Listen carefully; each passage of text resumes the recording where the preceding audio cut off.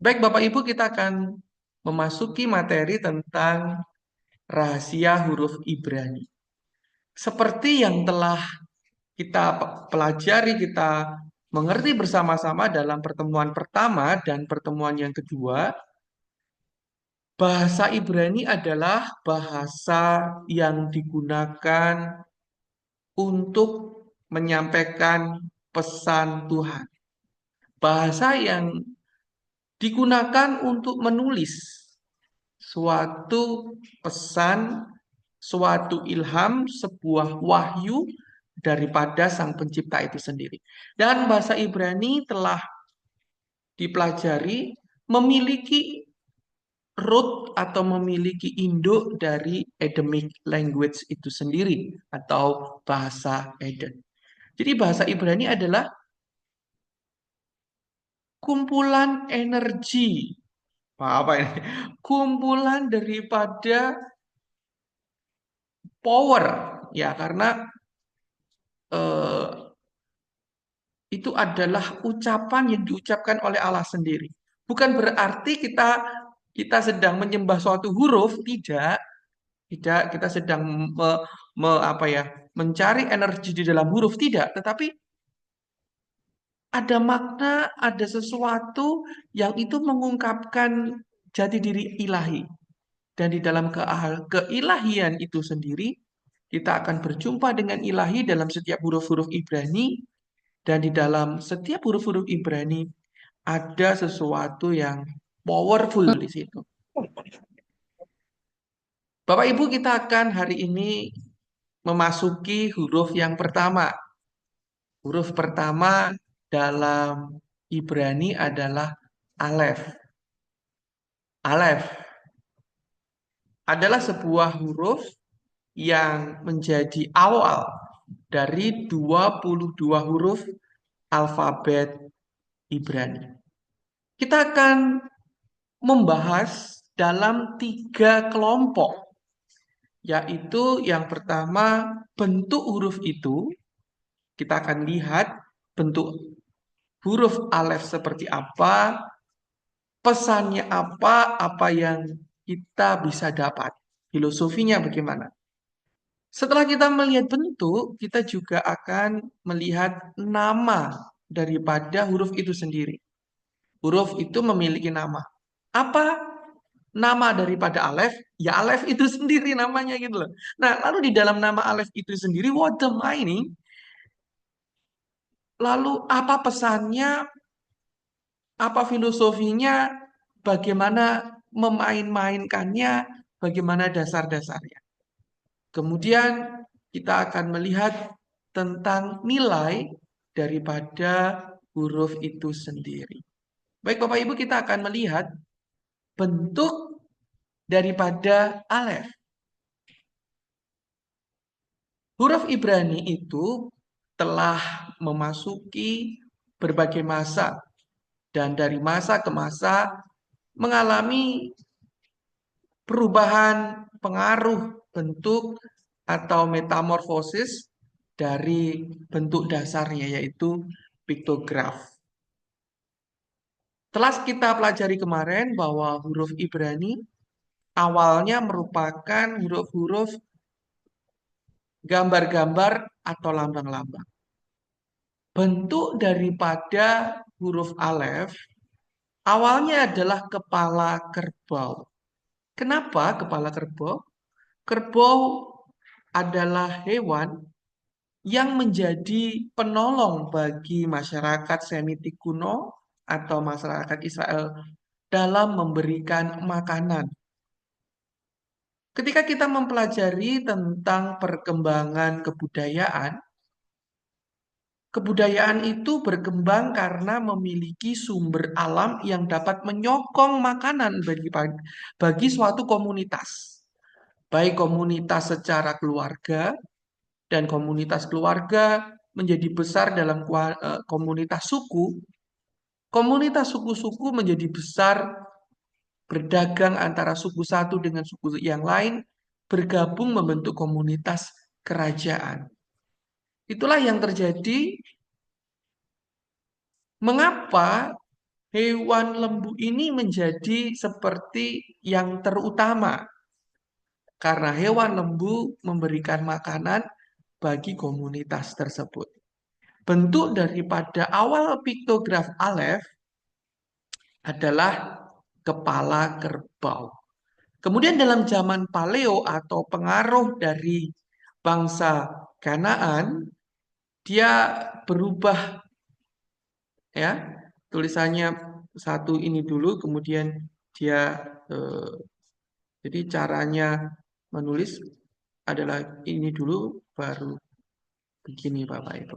Seperti K, atau bisa juga digeser begini. Ini adalah bentuk awal daripada bahasa Ibrani itu dalam piktograf, paleo, dan kemudian menjadi hal yang modern. Dan di sebelah kiri Bapak Ibu adalah bentuk dari alef dalam bentuk modern. Jadi caranya nulis adalah kita garis yang panjang, kemudian atasnya dulu, baru yang bawahnya. Ini adalah huruf alef. Nah, huruf alef ini memiliki sebuah bentuk modern yang muncul di dalam layar Bapak Ibu. Ini adalah alef yang modern saat ini. Caranya adalah kembali lagi ada garis panjang yaitu waf, kemudian ada yod, kemudian ada yod. Ini adalah cara menulis dari huruf alef. Huruf alef memiliki suatu dimensi yang di atas dan dimensi yang di bawah. Saya ulangi, huruf alef memiliki dua dimensi. Dimensi yang di atas dan dimensi yang di bawah. Ini yod yang di atas dan ini adalah yod yang di bawah. Dalam bentuk paleo, dia dituliskan begini Bapak Ibu. Ini alef. Ini bentuk paleonya. Dan di dalam bentuk piktograf, alef adalah kepala kerbau.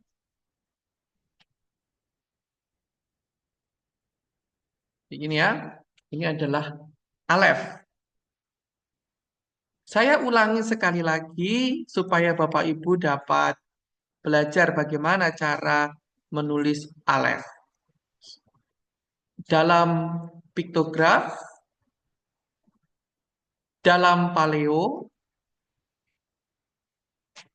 dan di dalam modern. Paf, yod, yod. Jadi huruf alef ini memiliki 3 huruf disusun dengan 3 huruf, yaitu yod yang di atas, yang secara simbolis mempresentasikan dimensi ilahi yang di atas. Ini Vav. Vav itu adalah paku. Vav itu adalah 6. Jadi Vav. Vav ini lambangnya paku.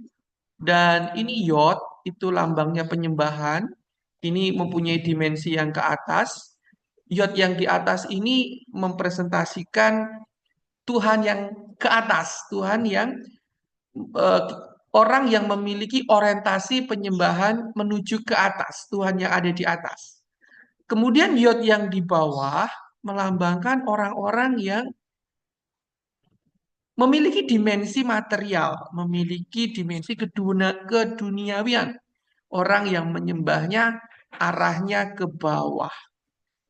Dan vav ini menghubungkan kedua yod tersebut. Ya, vav ini menghubungkan kedua yod tersebut.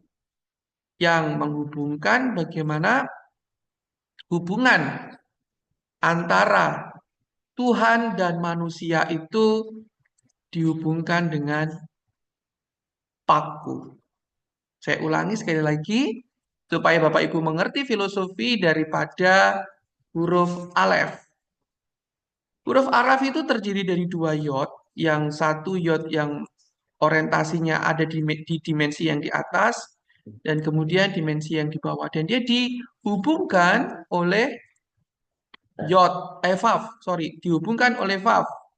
Vav ini adalah paku yang menghubungkan antara Tuhan dan manusia. Saya ulangi sekali lagi supaya Bapak Ibu pelan-pelan dan mengerti. Alef memiliki tiga elemen. Wav, yod yang di atas, dan yod yang di bawah. Yod adalah bentuk penyembahan. Yod dilambangkan dengan tangan yang menyembah. Jadi yod ini adalah yod yang ke atas, ya. Terus yod yang di bawah adalah yod yang merupakan dunia material. Ini dunia spiritual yang di atas. Yang tidak kelihatan dihubungkan dengan paku antara manusia dan Tuhan, dihubungkan dengan paku.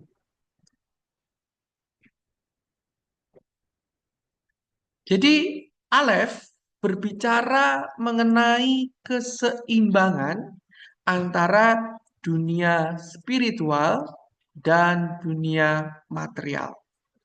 Dari sinilah mungkin apa ya, yin dan yang begitu ya. Yin dan yang kali gimana tuh gambarnya yin dan yang, saya lingkaran terus dia bisa separuh lingkaran gitu. Jadi mungkin mungkin juga yin dan yang itu berasal dari sini. Saya nggak ngerti karena ini lebih tua, karena tulisan Ibrani ini lebih tua daripada eh, bahasa Mandarin ya, daripada bahasa Mandarin. Jadi ini endemic language yang akarnya daripada endemic language. Vav, yod, yod melambangkan keseimbangan antara dua dunia, dunia spiritual dan dunia material. Nah, bagaimana jikalau kedua dunia ini tidak seimbang?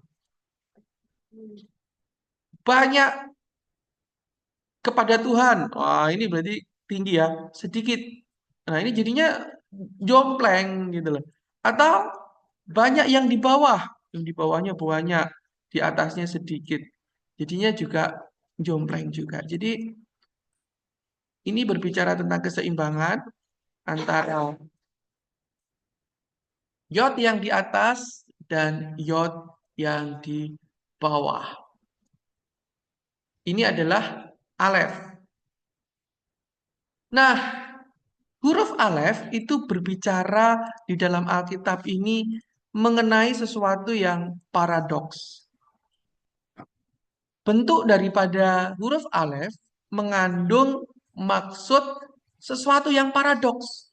Ada yang menuju ke atas, tetapi juga ada yang menuju ke bawah. Dua yod yang terpisah secara fisik oleh garis miring atau vav menunjukkan keterpisahan dua entitas, yaitu entitas daripada Tuhan dan entitas manusia. Namun, garis miring menunjukkan bahwa keterpisahan ini bersifat sementara karena ada koneksi spiritual. Dan vav di sini, paku di sini merupakan lambang daripada Torah itu sendiri. Ketika orang itu belajar Torah, ketika seseorang itu belajar Torah, Bapak Ibu yang dikasih Tuhan, seseorang itu dalam pengertian rabinik, untuk mengerti, memahami firman Tuhan, orang-orang itu ibarat dipaku dengan lubang yang kecil. Saya ulangi lagi, dalam pengertian rabbinik, Bapak Ibu bisa cek dalam ChatGPT ya. Lubang yang kecil untuk memahami firman Tuhan itu seperti seseorang itu memasuki lubang jarum, lubang yang sangat kecil yang dibuat oleh paku kecil. Ya, memang lubang jarum itu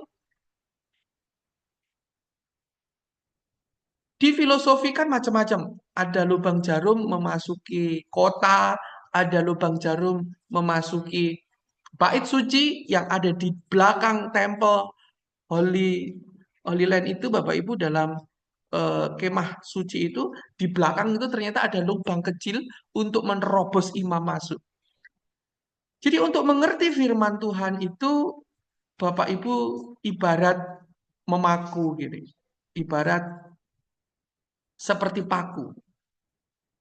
Harus apa ya? Effort, harus mengeluarkan daya upaya dipaku. Dipaku untuk yang mana? Dipaku dari materialnya ini agar terhubung dengan yang ilahi yang di atas. Jadi antara yang di atas dan yang di bawah ini dihubungkan oleh paku. Ini sebagai lambang bagaimana Elohim itu akan memakukan dirinya, akan mengorbankan dirinya untuk dipaku, sehingga dimensi yang di bawah ini dapat terhubung dengan dimensi yang di atas.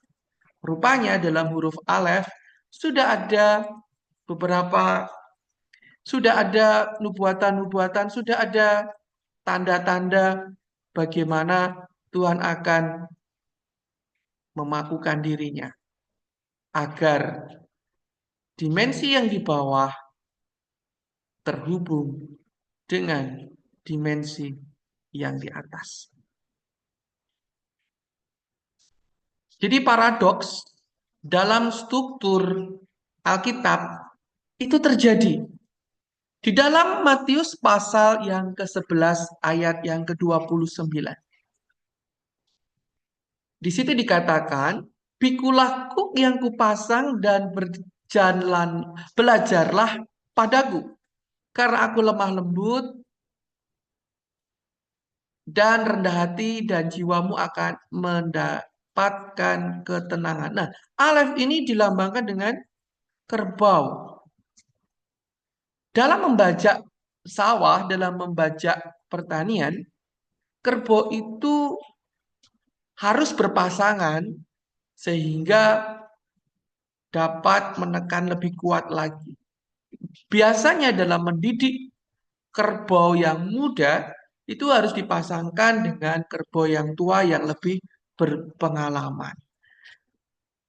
Dalam konteks ini, piktograf Alef yang menjadi lambang kerbau ini melambangkan suatu kerjasama antara dimensi yang ilahi dan dimensi manusia, di mana dimensi manusia harus dapat bekerja sama belajar dari dimensi yang ilahi, dipimpin, dipandu oleh dimensi yang ilahi. Jadi Bapak Ibu, Paf ini juga berbicara tentang kuk, di mana dimensi yang di bawah ini harus belajar dari dimensi yang di atas. Ayat ini menunjukkan bahwa manusia dipanggil untuk belajar firman dari Tuhan. Dan cara belajar firman daripada Tuhan itu membutuhkan usaha seperti paku yang harus ditancapkan dalam lubang yang kecil. Ketika kita membaca teks, pesan daripada Tuhan selalu ibarat sesuatu lubang yang kecil. Lubang paku yang sangat kecil di situ. Itu susah sekali untuk menemukan, masuk ke dalam lubang itu. Kita harus membuang semua muatan-muatan. Kita harus melepaskan semua beban. Kita harus menunduk, mengosongkan diri. Baru kita dapat memasuki pembelajaran. Kita harus merendah diri, belajar firman Tuhan untuk mengikuti keteladanannya.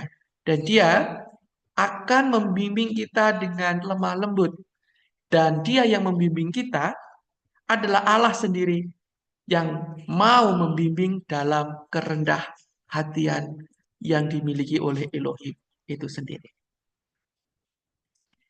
Nah, kemudian kita akan melihat tentang nama huruf. Alef namanya adalah Alef. Di mana huruf Alef terdiri dari 3 huruf. Alef, Lamed, dan P. Dibaca Alef. Nama huruf Alef adalah Alef. Terdiri dari 3 huruf, yaitu Alef, Lamed, dan P. Dia dibaca dengan Alef. Lalu apa makna Alef? Dalam piktograf, Bapak Ibu dapat melihat bahwa Alef adalah kepala kerbau. Lamed menjadikan simbol sebagai tongkat gembala. Dan P dilambangkan dengan mulut yang berbicara.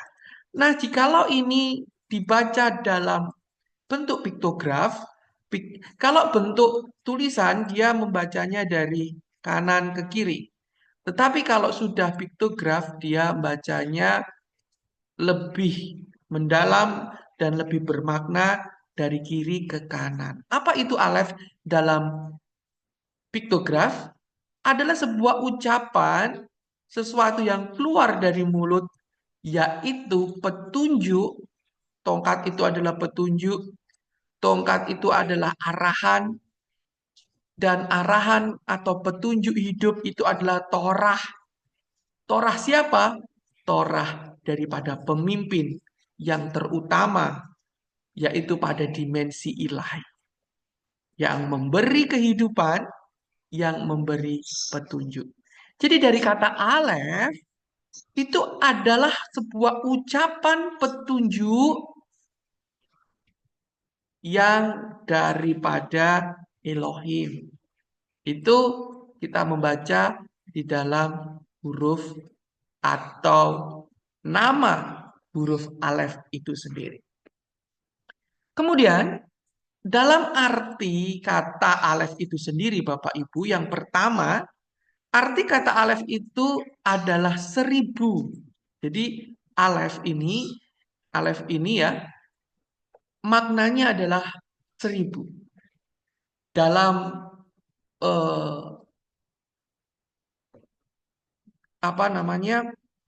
pertemuan sebelumnya, dalam pengertian orang Ibrani ada yang disebut katan, gematria katan, dan juga ada gematria gadol. Nah, di dalam katan, 1 itu terhubung dengan 1000. Karena 00 di belakang ini dihilangkan, tidak dihilangkan atau bisa dihilangkan. 1 itu 1000. Itulah sebabnya Rasul Petrus di dalam perjanjian baru mengerti akan pengertian ini. Artinya apa?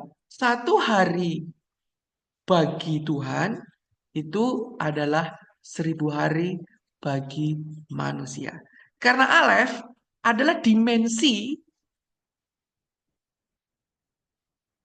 yang ilahi dan yang manusia. 1 hari bagi Allah sama dengan 1000 hari bagi manusia. Nah, itu dalam pengertian alef, yaitu katan, dari penyederhanaan 00 yang di belakang. Penggunaan daripada alef ini Bapak Ibu bisa baca di dalam Keluaran pasal 32 ayat yang ke-28. Bani Lewi melakukan seperti yang dikatakan Musa, dan pada hari itu tewaslah kira-kira 3000. Nah, 3 ini selaos. Kemudian kata ribu ini dipakai alef. Ada pertanyaan? Oke, mengerti ya? Nah, Bapak Ibu yang dikasih itu, Bapak Ibu juga dapat menjumpai kata Alef itu dalam Mazmur 91 ayat yang ke-7. Walau 1.000 orang rebah di sisimu dan 10.000 di sebelah kananmu, tetapi itu tidak akan menimpamu. Tetapi di dalam bahasa Ibrani yang sesungguhnya, itu dikatakan orang-orang akan rebah 1.000 dan seribunya itu berlipat, bermulti, ya, 10.000 ini bermulti. Nah, Bapak Ibu yang dikasih Tuhan, itu artinya kata 1.000 atau alef telah dipakai dalam pengertian satu, karena nilai daripada angka alef itu adalah satu. Alef ini bernilai satu dalam urutan 1 sampai 22. Tetapi angka 1 itu bermakna 1.000.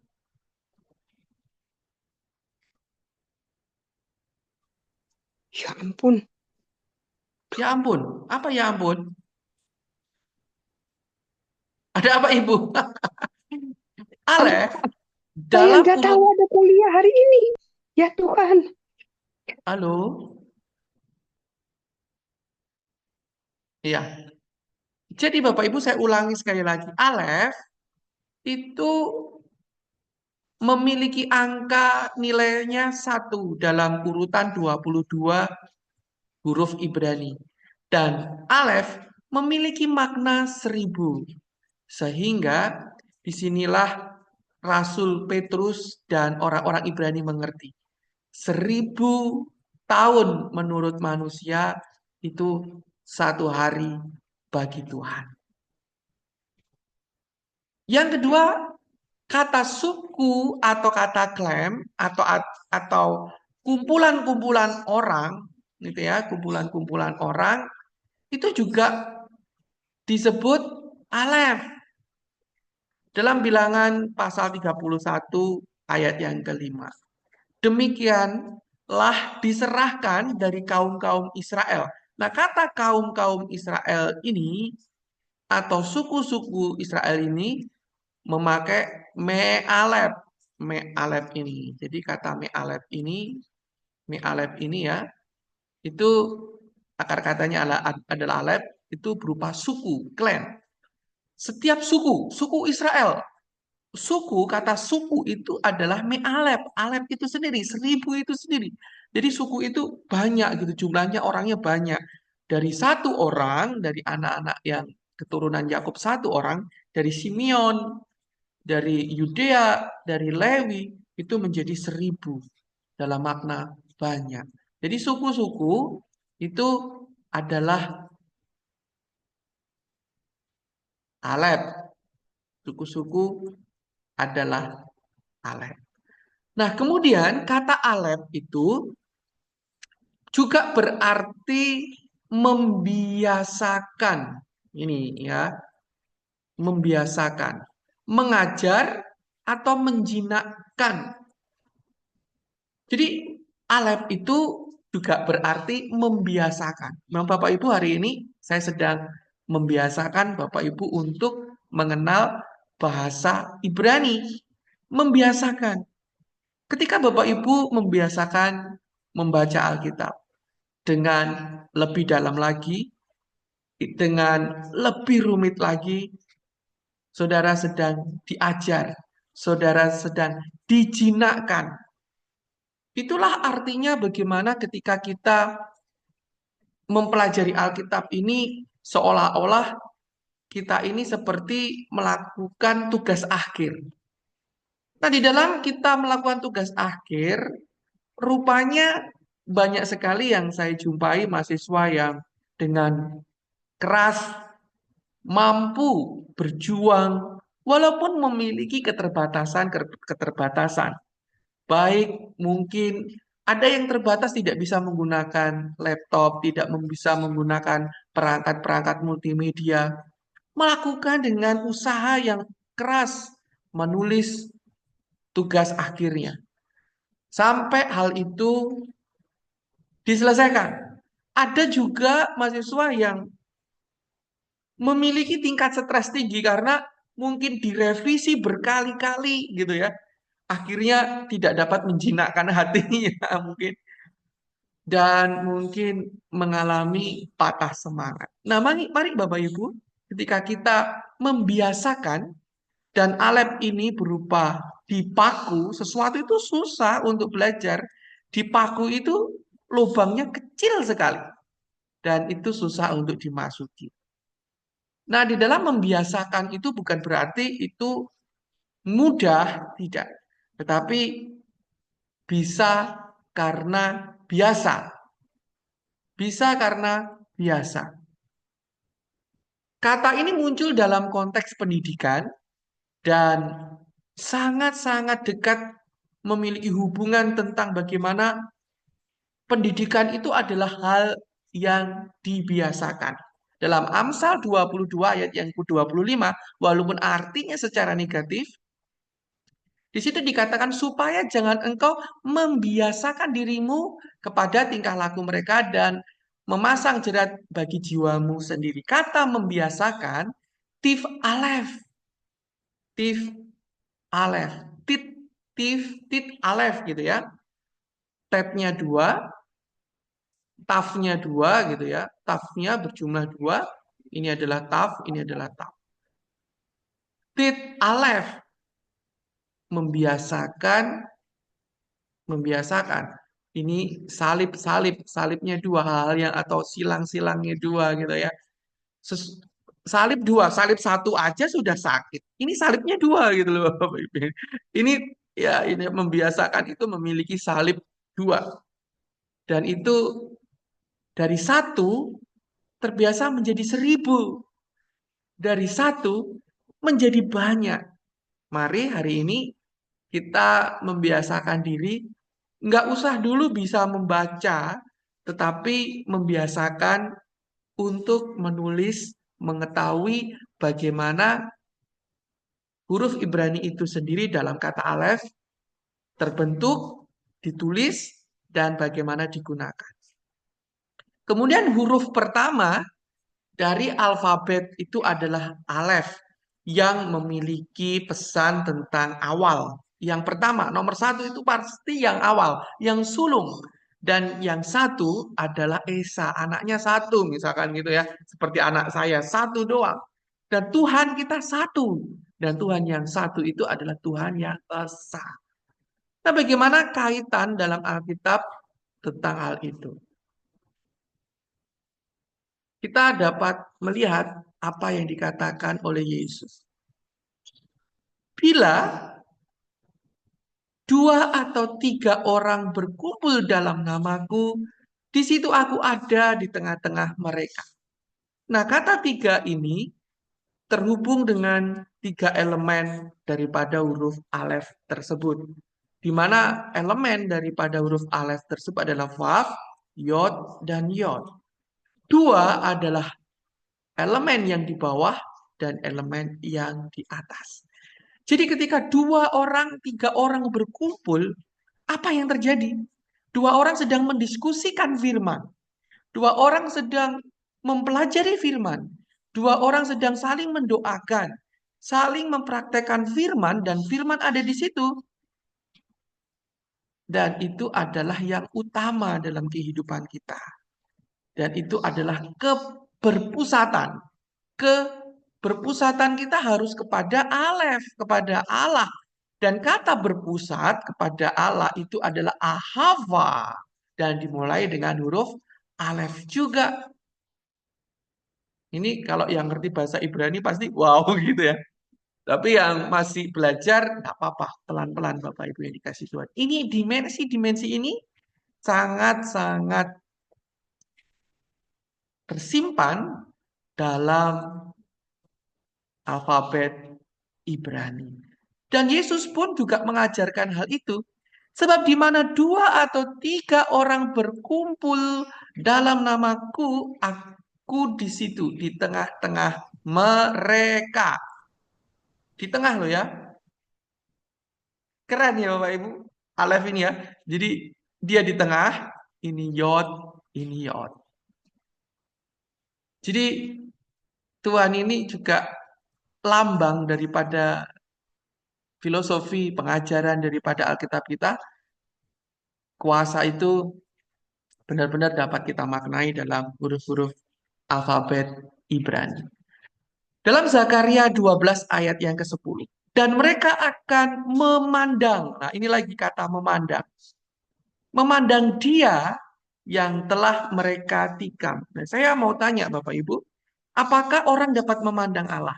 Apakah Allah kelihatan? Bukankah memandang Allah itu sangat susah? Mempelajari firman pun juga susah. Kita kalau mempelajari firman itu menemukan makna yang di dalam itu susah sekali. Jadi kata memandang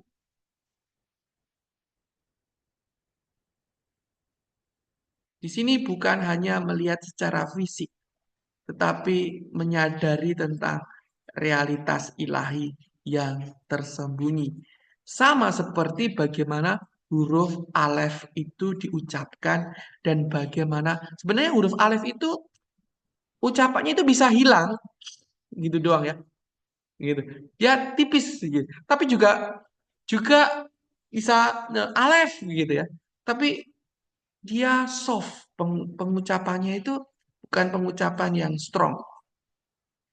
Dan dia itu huruf alef itu tersembunyi ada di dalam banyak sekali kata-kata Ibrani. Nah, huruf alef itu sendiri di dalam kata satu atau keesaan itu juga memiliki hubungan dengan wahyu. Dalam kitab Wahyu, akulah Alfa. Ya, ini karena dalam bahasa Yunani ya. Dan kalau Bapak Ibu membaca dalam bahasa Ibrani, sebab ini yang berbicara adalah Allah itu sendiri, yaitu Yehova atau Yesus kepada eh, Yohanes, maka mungkin yang diucapkan bukan bahasa Yunani, tapi mesti bahasa Ibrani. Akulah Alfa dan Omega, atau akulah Alef dan Taf. Ya, jadi ini Yesus itu, Allah itu adalah Alef dan Omega. Yesus itu yang pertama dan kemudian yang terkemudian, yang awal. Nah, sebagai huruf pertama dalam abjad Ibrani, urutan yang Ibrani, Alef itu menggambarkan Tuhan. Karena Tuhan itu adalah yang awal dari segala sesuatu dan Tuhanlah yang akan mengakhiri segala sesuatu. Di dalam Kejadian pasal yang ke-1 juga dikatakan, pada mulanya Allah menciptakan langit dan bumi. Di sana ada Alef Taf juga. Jadi hubungan antara Alef dan konsep daripada permulaan, konsep daripada yang memimpin itu sangatlah kuat. Kemudian kita juga akan mempelajari angka. Alef memiliki angka yaitu 1. Alef memiliki angka urutan 1. Bapak Ibu ingat baik-baik. Nah, angka 1 itu berbicara tentang keesaan. Tuhan kita itu esa. Dan ini menjadi dasar monoteistik dalam ajaran Yahudi. Bagaimana Elohim, Alef itu yang dipercaya adalah sesembahan orang Israel adalah cuma 1. Dengarlah ya Israel, Tuhan kita, Tuhan itu 1. Shema Israel, ya, Elohenu, Allah Adonai Elohenu, Adonai Echad, gitu ya. Nah, angka 1 menjadi simbol yang absolut daripada keesaan. Dan secara matematis, ini juga menjadi sebuah simbol bahwa angka 1 itu sama dengan 1000. Angka 1 menjadi 1000. 1000 itu artinya bukan berarti angka 1000 ya dalam pengertian Ibrani ya. 1000 artinya banyak, nggak terhitung. Nah, di dalam ciptaan Tuhan yang sangat-sangat banyak, kita dapat melihat Tuhan yang satu. Ketika Bapak Ibu melihat pohon mangga, Bapak Ibu dapat melihat Tuhan di sana. Ketika Bapak Ibu melihat burung-burung di udara, Bapak Ibu dapat melihat Tuhan di sana. Ketika Bapak Ibu melihat matahari, Bapak Ibu melihat Tuhan yang menciptakan di sana. Jadi dalam seluruh ciptaan Tuhan yang sangat banyak, Anda melihat Tuhan yang satu itu. Itu makna daripada Alef. Nah, Bapak Ibu yang dikasih Tuhan, mari kita lihat apa yang dilakukan oleh Yesus. Yesus yang di tengah ini, bukankah ketika Yesus disalib, ada yang salah satu naik bersama Yesus ke atas, tetapi ada salah satu yang juga turun karena tidak percaya Yesus sebagai juru selamatnya. Jadi eh, Alef ini ada di dalam gambaran salib ketika tiga salib itu dimunculkan di sana. Saya ulangi sekali lagi, Yesus ini adalah sesuatu yang vav, firman. Yesus adalah firman. Yesus adalah firman yang menjadi manusia, vav. Kemudian daripada kedua orang yang turut disalib di sisi kanan dan di sisi kiri Yesus, ada yang naik di atas, tapi juga ada yang turun ke bawah. Dan ini lambang daripada Alef. Dan bukankah Allah kita adalah Allah Bapa, Allah Putra, dan Allah Roh Kudus di dalam keesaannya. Dan itu lambang daripada Alef itu sendiri. Tiga elemen menjadi satu, menjadi yang esa. Nah, Bapak Ibu yang dikasih Tuhan, tiba pada waktunya saya mohon Bapak Ibu aktif. Bapak Ibu dapat, saya akan mengizinkan Bapak Ibu coret-coret di dalam layar Bapak Ibu sekalian.